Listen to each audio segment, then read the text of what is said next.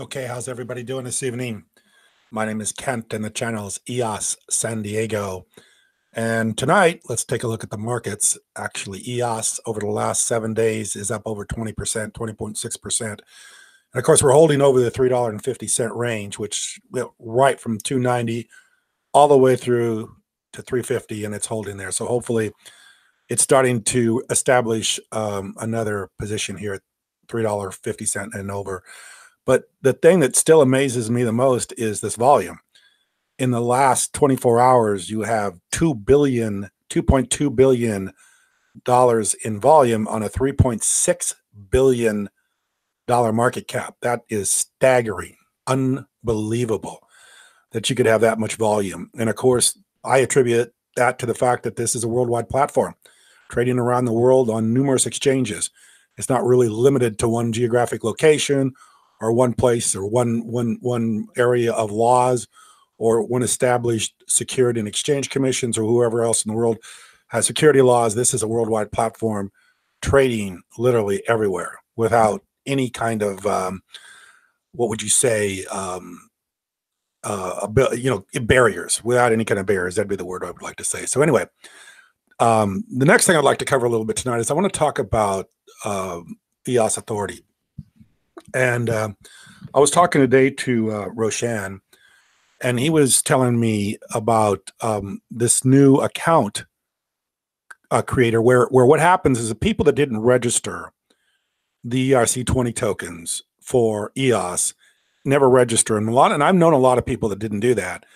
They can still do that through this tool. So if you haven't registered ERC20 tokens into EOS, you can still do this through a tool that EOS Authority built.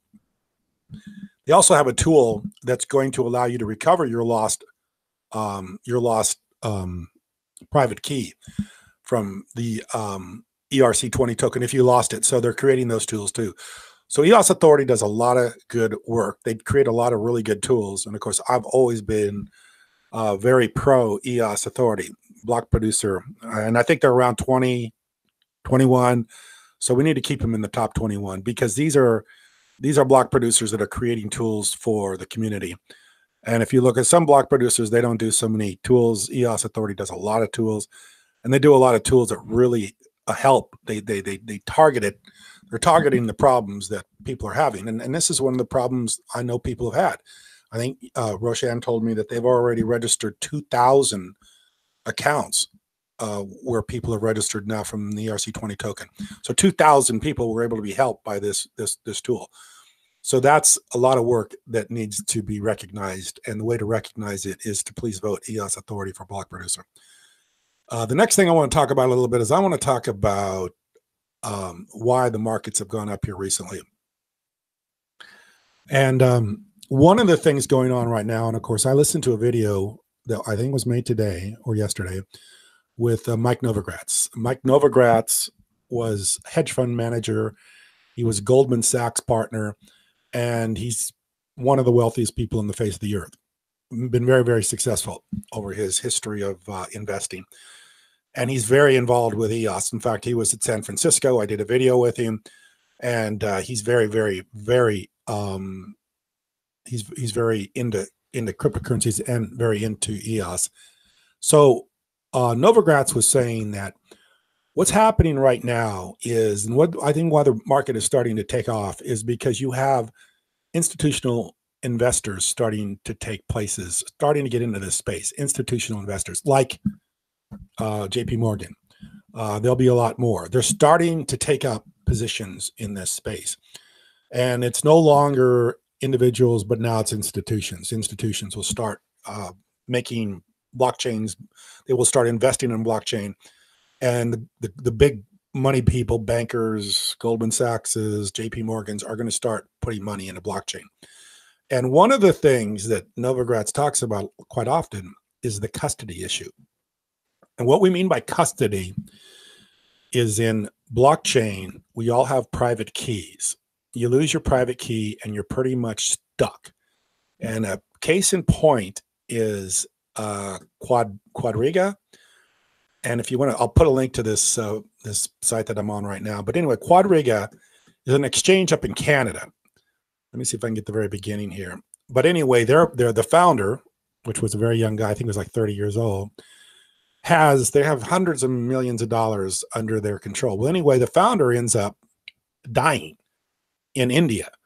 From whatever reason, I don't know why he died, but anyway, he died. But he died, and he was the only one that had access to the private keys. So literally 250, what is it, $190 million in funds that were stored in crypto and fiat after its founder, Gerald Cotten, unexpectedly died in 2018. The 30-year-old died in India after suffering from Crohn's disease. He's always suffered from Crohn's disease. But the issue here is custody, because this one person had all the funds, or actually had all the private keys under his control for all the people that held funds on this exchange. That's one of the reasons why we say not to hold your EOS or your cryptocurrency on an exchange, because if something like this happens, for no fault of people that had the accounts, now the person that was in control of all the keys, well, the keys for all this money that's being stored on this exchange dies. No one has access to the private keys. I guess nobody can find his computer. So this is just lost funds, basically. And they're giving a very bleak report about how, if they're ever going to be able to recover these funds. These funds could be gone forever. Hundreds of millions of dollars gone forever, because one guy had access to all the crypto accounts, or had access to the crypto account with all the money in it. And because he can't manufacture, or nobody can get the private key, the money's gone. So what Novogratz is talking about here is he's talking about this BitGo. And I'm going to read from the very top. BitGo, a crypto custodian backed by Goldman Sachs, is offering up to $100 million insurance coverage for cold wallet assets through Lloyd's. There's no additional cost to BitGo client. So if what happened with this exchange, Quadriga, if that happened and they were covered by BitGo, they would have been covered for up to $100 million in insurance. That's what institutional investors are looking for. They're looking for some security so that something like what happened with this Quadriga will not happen to them if they invest hundreds and billions into cryptocurrencies. So there's got to be an issue solved with custody. And of course, right now, they don't have it, because private keys is how you access the blockchain.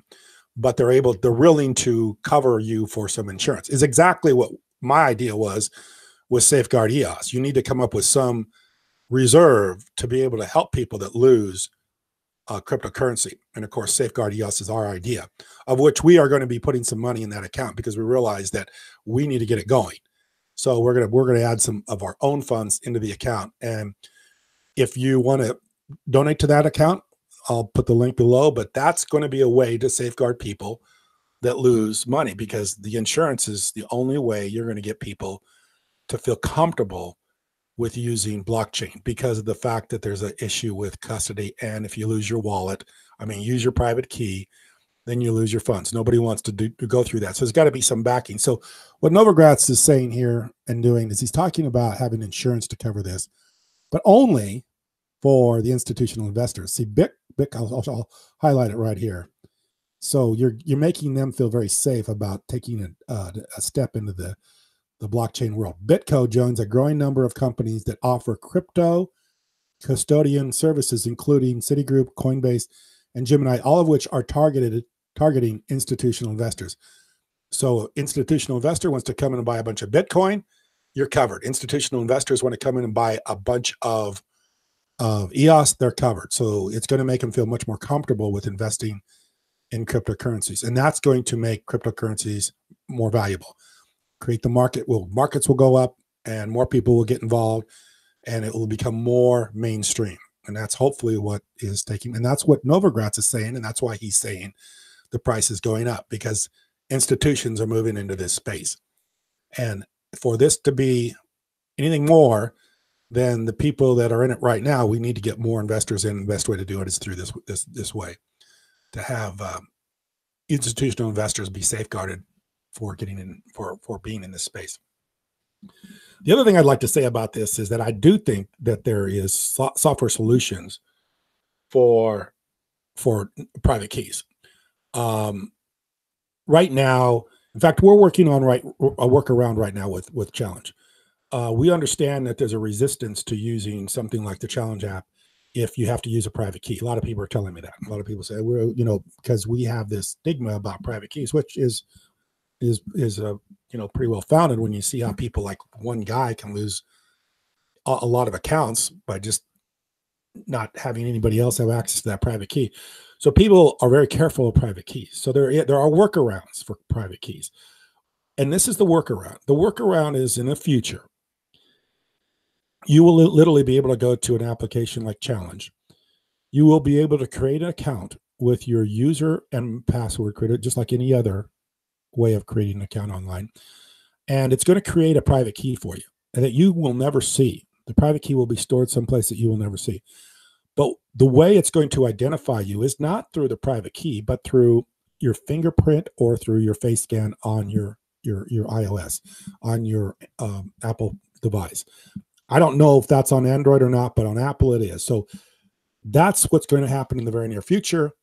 The private key problem will be solved by being able to have a private key created that gets stored somewhere that nobody can get, and really so that you don't have that private key even to get, unless maybe there's a way for you to get it. But basically, most people will never get to it because they will have no reason to look at this. I don't know how many character, letter, number, 50 character. I don't know how many it is, but whatever it is, it's a great big long, group of numbers and letters, and nobody understands, capitals, smalls, everything like that.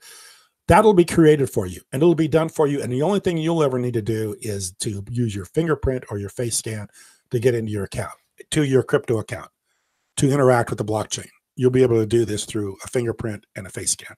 So that's the way it's going to happen in the future. And you're going to have to, the workaround for the private key will be done. That's being worked on right now. In fact, we're trying to implement that in the Challenge app. We're trying to do that right now. Hopefully we'll get that done very soon. But you'll be able to create an account without using your private key.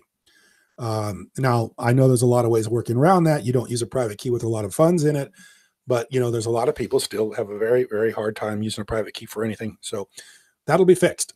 Once this custody issue gets fixed, and things like face scans and thumbprints will be used, people will feel much more secure with the blockchain. If they feel more secure with the blockchain, they'll tend to put more money into it, and it'll grow.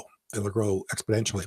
And instead of looking at $3.50 EOS, we'll be looking at $100 EOS, if not more. This is where we're going. This is why I'm excited. I think this is why Novogratz is excited. And I think that's why the market's going up. There is a lot of potential here. Everybody knows it. The people that are following it very closely see it. And there will be a lot of things happen in the very near future. And as you see with volume, things go quickly. They happen quickly, just like what you saw yesterday. 20% in a day, 25% in a day. It could be 50% in a couple of days. Things go up very, very quickly. So there's going to be some big news in the future. And I'm sure that things are going to continue to get better for blockchain, EOS, and cryptocurrency in general. I appreciate you watching. Thank you very much.